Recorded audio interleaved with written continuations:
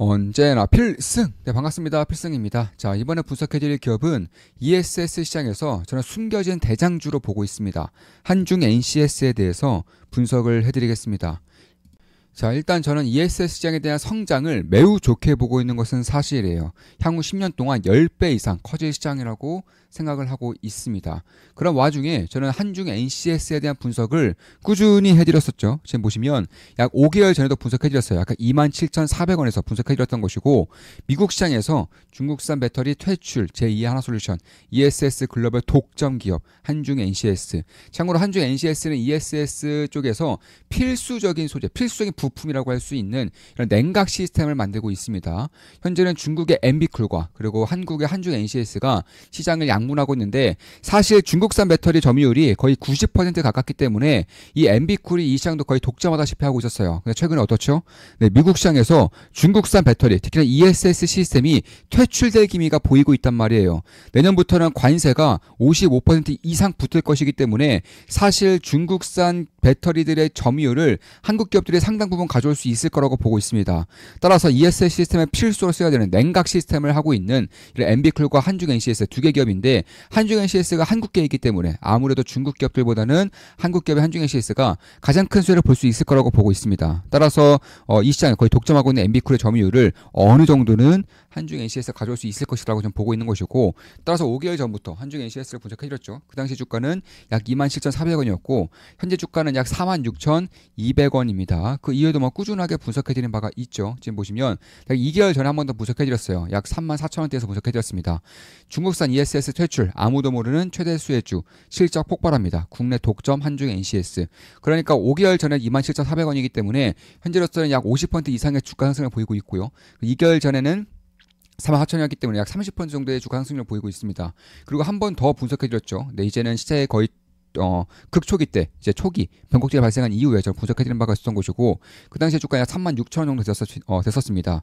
ESS 매년 30% 이상 폭발 성장, 아무도 모르는 글로벌 대장주, 한국 유일 독점 글로벌 탑티어 한중 NCS, 이렇게 분석을 해드렸었죠. 그 이후에 주가는 꾸준하게 오르고 있어요. 어느 정도의 부침이 있고 노이즈가 생기면서 조정을 받고 있다가 최근 들어서 우리나라에서 2차 전지가 좀 각광을 받으면서, 혹은 ESS 시장에 대한 관심이 좀 올라오고 있으면서 핵심적인 시스템 개발을 할 수 있는 한중 NCS가 관심을 받고 있는 그런 형국이다, 이렇게 보시면 되겠습니다. 그도 그럴 것이, 일단 미국에서 ESS 시장이 굉장히 커질 것이고 미국 내에 공장을 가지고 있고, 특히나 엠비쿨과 시장을 양분했었지만 사실상 엠비쿨에게 거의 대부분의 시장을 넘겨줄 수밖에 없었던, 왜냐하면 중국 기업이기 때문에.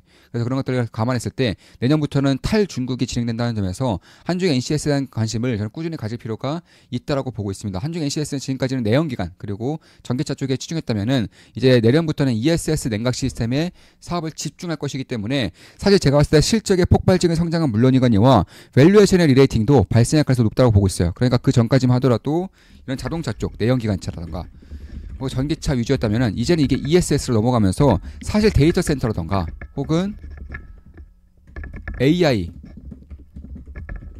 쪽으로 엮일 수 있기 때문에, 더 나아가서 전력 인프라 쪽으로 엮일 수 있기 때문에 밸류에이션의 리레이팅이 발생할 수 있을 거라고 보고 있어요. 특히 실적의 폭발적인 성장이 내년부터는 발생할 수 있을 거라고 보고 있습니다. 특히 내년부터는 미국 내 공장이 이제 완공이 되어서 상용화가 진행될 것이기 때문에 그런 것들을 감안한다면, 그리고 미국 내에서 이제 인디애나 주에서 법인을 설립하고 약 16,000평 규모의 공장을 건설 중이고 내년에 이제 가동을 시작할 것이기 때문에, 그런 것들을 감안한다면 저는 독점적인 수행식 냉각 기술을 가지고 있는 한중 NCS가 가장 큰 수혜를 볼 수 있지 않을까, 이렇게 보고 있는 것이고, 참고로 다른 기업들은 미국 내 공장을 가지고 있는 중국 기업들은 없어요. 중국 기업들은 미국 내 공장을 지을 수조차 없습니다. 허가가 안 나기 때문에요.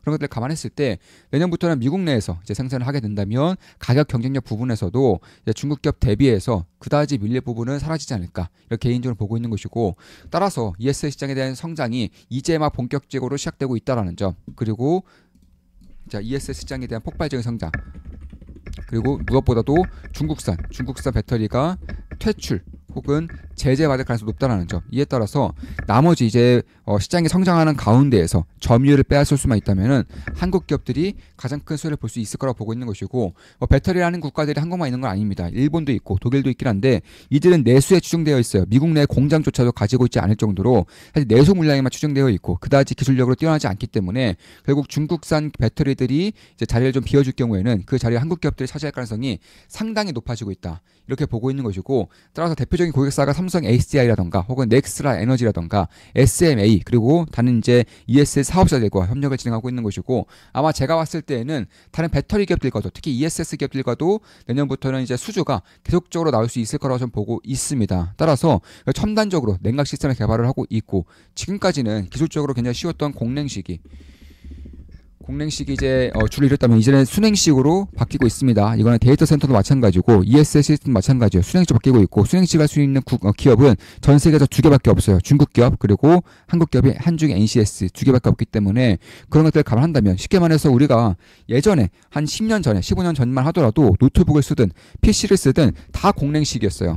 본체 뒷부분 혹은 노트북 아래쪽을 보면은 이 프로펠러 같은 게 돌아가면서 이제 바람을 순환시켜서 이 노트북을 좀 냉각시켜주는 그런 해왔다면은, 이제는 그게 아니죠. 이제는 이게 수냉식으로 바뀌면서 사실 우리 PC 같은 것들 보면은 그 안에 이제 물이 좀 흐르면서 냉각을 시켜주는 그런 모습을 볼 수가 있다는 것입니다.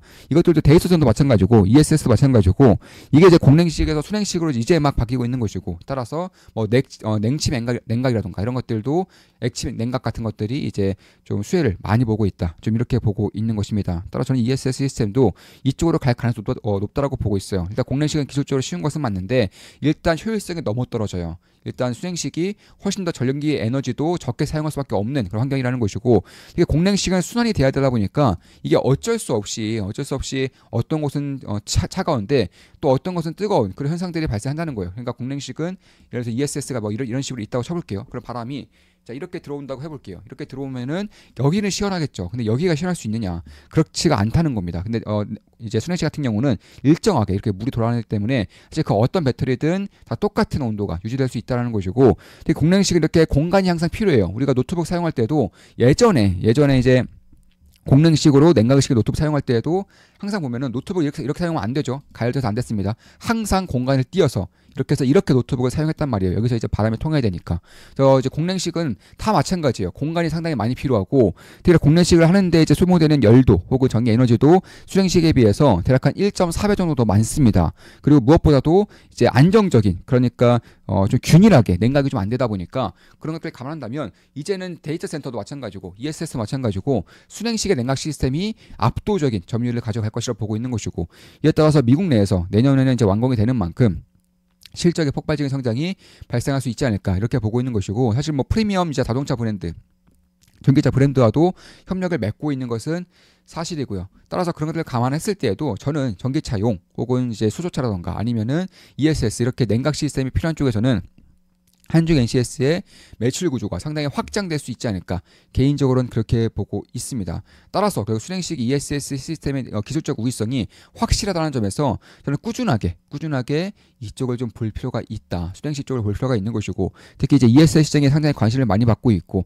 제가 봤을 때에도 이제는 송전망에서 그리고 가스터빈, 가스엔진 혹은 원전 이런 것들은 최소 5년에서 10년 이상 걸리기 때문에 그런 것들을 제외를 시킨다면은 결국은 태양광 혹은 이제 ESS 시스템 이런 것들밖에 남아있지 않죠. 그리고 지금 당장 AI 패권 전쟁을 위해서 각각의 빅테크들 혹은 국가들은 지금 당장 데이터 센터를 필요로 하고 전력 에너지를 필요로 하는데 이걸 이제 5년 10년 기다릴 수가 없단 말이에요. 그러니까 이런 것들은 따로 진행을 하되 지금 당장도 필요하다 보니까 태양광이라던가 풍력이라던가 이와 더불어서 ESS 시스템이 반드시 깔려야 되는 그런 환경이 만들어지고 있는 것이고, 아니면 뭐 연료전지를 쓸 수도 있는 것이고요. 그래서 이렇게 다양화되면서 에너지 전체적으로 훈풍이 불고 있다.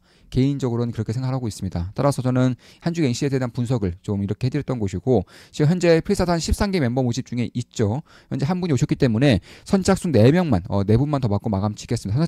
선착순이고 제 모든 것들을 이제 온라인과 오프라인 도제식 교육을 통해서 제 모든 것들을 교육해드리는 이제 필사단 아카데미라고 보시면 되겠습니다. 필승이었습니다. 필승 구독, 알림 설정, 좋아요는 여러분들께 돈이 됩니다. 앞으로도 좋은 분석, 좋은 기본석으로 찾아뵙겠습니다. 필승!